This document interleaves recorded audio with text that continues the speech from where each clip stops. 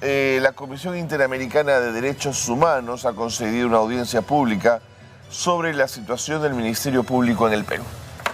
Y la verdad es que en nuestro país existe en general una suerte de desconocimiento sobre la forma como opera el sistema interamericano de derechos humanos. Una cosa es la comisión, otra cosa es la corte, cuáles son los objetivos de las audiencias, qué se logra. ¿Por qué no hacemos un esfuerzo por esta mañana con nuestra invitada, con Florencia Reyardi, miembro del Centro por la Justicia y el Derecho, CEGIL, poder conversar con ella para poder entender de qué se trata exactamente el rol de la Comisión Interamericana de Derechos Humanos y en general del sistema mismo?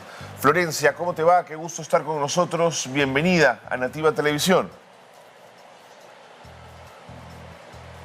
No te escucho, Florencia. Tu micrófono puede estar apagado. ¿Puedes comprobarlo? ¿Ahí me escuchan? Perfecto. ¿Cómo te va? Bienvenida. Buen día, buen día. Muchas gracias a ustedes por invitarme. El gusto es mío. No, imagínate.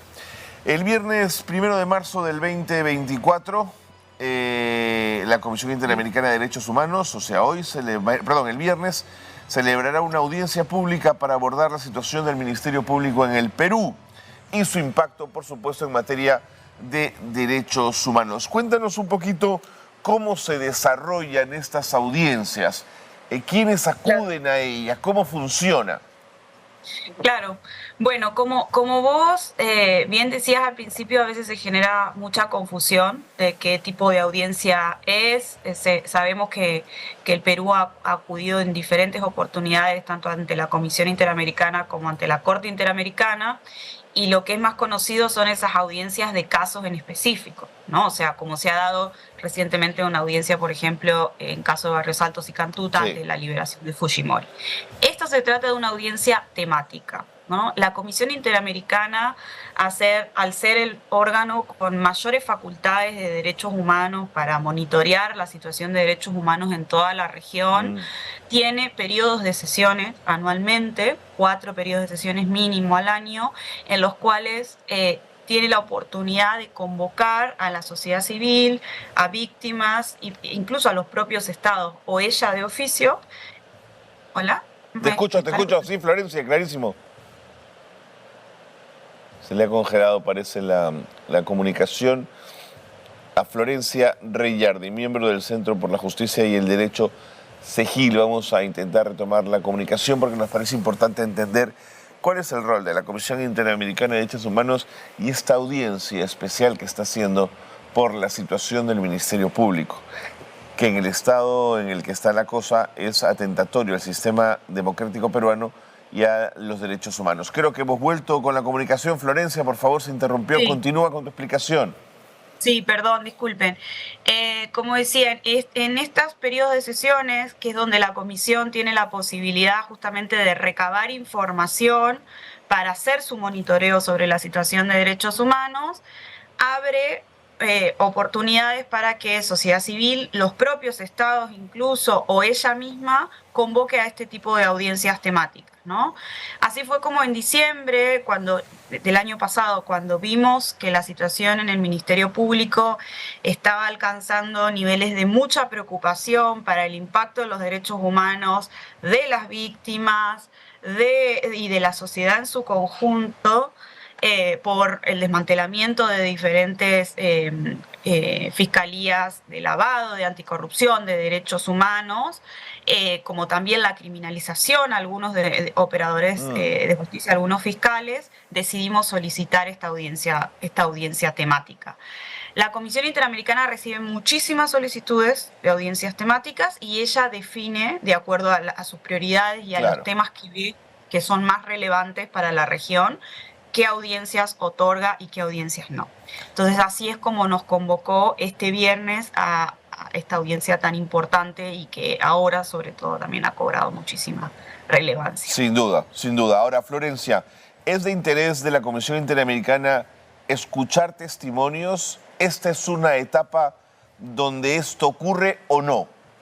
No, o sea, en las audiencias temáticas se pueden presentar algunos ejemplos, pero no es una instancia donde la Comisión Interamericana vaya a juzgar al Estado. Esa es una de las principales diferencias con una audiencia de caso. Claro, de corte, claro.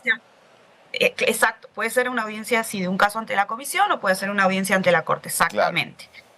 En este caso, seguramente algunos ejemplos presentaremos de algunos de estos operadores y fiscales que hemos visto ya desde julio del 2022, ¿no? Que han sufrido el hecho de ser removidos, trasladados, pero no se trata de hablar de casos particulares, sino de una situación general.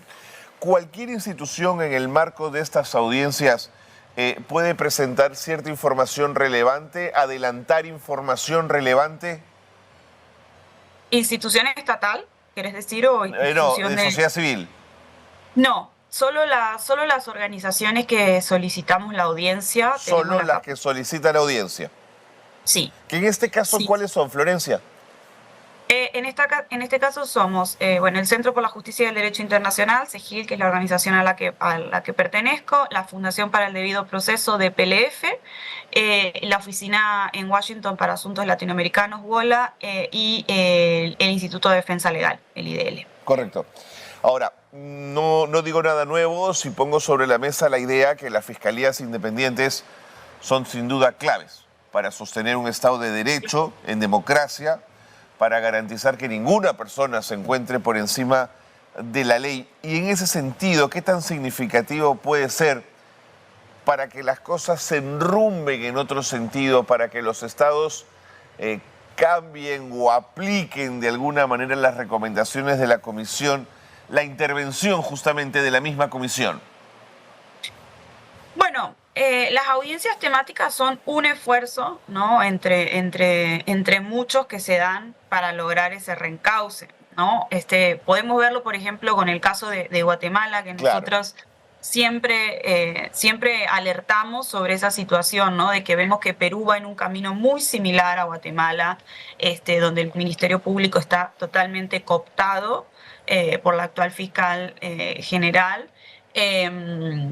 Y que hoy justamente no cumple ninguna de esas funciones que vos decías, ¿no? Entonces, el objetivo de la audiencia es que la comisión pueda tener, y la OEA en su conjunto, puedan tener mayor información sobre cómo está la situación en Perú y se puedan tomar más medidas de las que ya han tomado, ¿no? La comisión viene siguiendo la situación del Ministerio Público y la situación de debilidad institucional y de debilidad de las instituciones democráticas en el Perú ya hace muchos años, ¿no? Entonces, es un esfuerzo entre muchos a los cuales, por supuesto, hay que darle también seguimiento después de la audiencia. Ahora, Florencia, cuando la audiencia fue requerida por las organizaciones defensoras del sistema democrático de los derechos humanos que tú misma has mencionado, estaba al frente de la Fiscalía de la Nación justamente la fiscal que era cuestionada y que hoy es investigada por gravísimas acusaciones, entre ellas archivar carpetas fiscales a cambio de favores políticos, que no es poca cosa. Pero ¿a dónde quiero llegar con mi pregunta? A que esa fiscal hoy día está suspendida y estamos ante otro fiscal que está intentando de alguna manera, al menos desde fuera da la sensación, ordenar el Ministerio Público. ¿Cambia en algo el panorama ante la comisión? Cambia quizás el panorama. A ver, desde nuestra perspectiva, el Ministerio Público en Perú viene sufriendo ataques internos y externos. Sin duda. Hoy en día los ataques, como bien vos decías, parecería que el fiscal Villena está intentando llevar adelante, digamos, las funciones de manera independiente. Pero sí hay preocupaciones, ¿no? Ayer mismo se presentó este proyecto de ley en el Congreso. Sabemos que hay otro también que no se ha presentado, pero que está en discusión. O sea, el foco de la audiencia van a ser también las presiones externas que hay sobre el Ministerio Público, ¿no? Y sí, el intento de manipulación de la Fiscalía y lo que ello podría implicar, ¿no? Para fines antidemocráticos para evitar ese control de poderes, ¿no? Sí. Ahora, Florencia, como lectura de de la situación latinoamericana que tú bien describes, es innegable los embates que viven las fiscalías y los ministerios públicos de varios países de América Latina que se ven sometidos a una arremetida conservadora y delincuencial, ¿no es cierto?, que intenta poner de cabeza al sistema. Sí, sí, sí, es así como decís. Creo que en lo que podemos ver en estos últimos años es cada vez más un uso también una tergiversación, ¿no?, del uso del derecho mismo Así es. Para cooptar las instituciones y utilizarlas para generar mayor impunidad, para perseguir a personas defensoras, a periodistas, operadores independientes, ¿no? Para desactivar algunas de las instituciones del Estado que funcionan, ¿no? Y eso es lo que vemos que en última instancia también puede llegar a ocurrir en el Perú, ¿no? Porque también tenemos que ahí ver no solo lo del Congreso, creo que también hay que pensar, y lo vamos a también mencionar un poco, lo que se está haciendo o intentando hacer con la Junta Nacional de Justicia, Sí, el señora. impacto que eso puede tener Sí, en las señora. investigaciones justamente contra la suspendida fiscal, ¿no?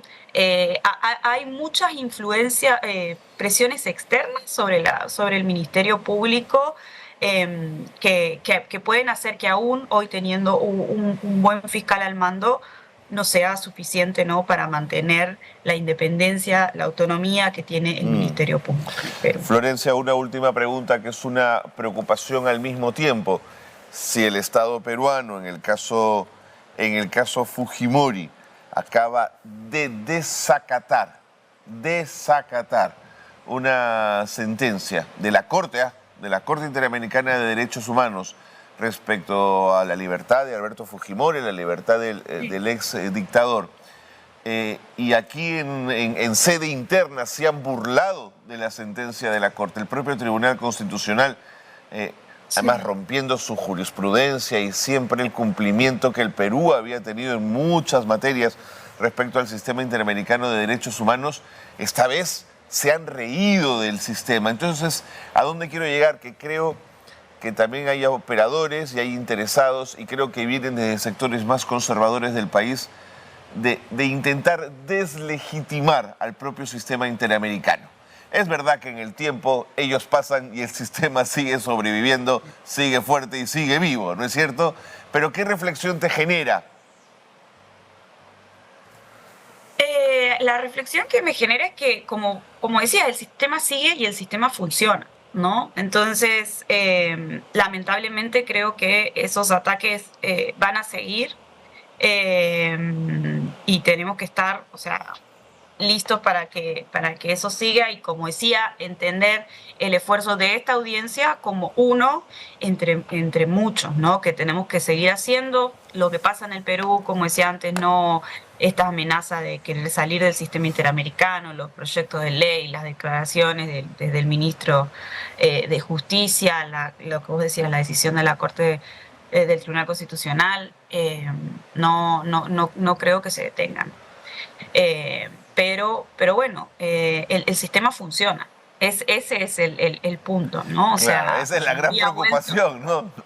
Fujimori ha vuelto a la cárcel justamente por todo el trabajo que hemos hecho, para que eso y desde Perú y sobre todo desde las víctimas de Cantuta y Barrios Altos, ¿no? Y tantas otras que también siguen adelante los procesos nacionales, ¿no? Bueno. Pero sí, eso diría para cerrar. Florencia, la audiencia entonces va a ser este viernes, 1 de marzo, Bien. ¿a qué horas? A las 4 de la tarde de Washington, que si no estoy equivocada es la misma hora que Lima. 4 de la tarde de Washington. Sí. ¿Esto se puede ver, se puede seguir por medios digitales? Se puede seguir por medio de los canales de la Comisión Interamericana, por medio de Facebook, creo Facebook Live de la Comisión Interamericana, o entrando a su propia web. Creo que ahí están como pasando todas las audiencias públicas en vivo. Correcto. Florencia, te agradezco muchísimo y... No, gracias a ustedes. Y siempre Nativa Televisión, el espacio abierto para hablar de estas cosas en las que nos sentimos tan comprometidos. Muchísimas gracias.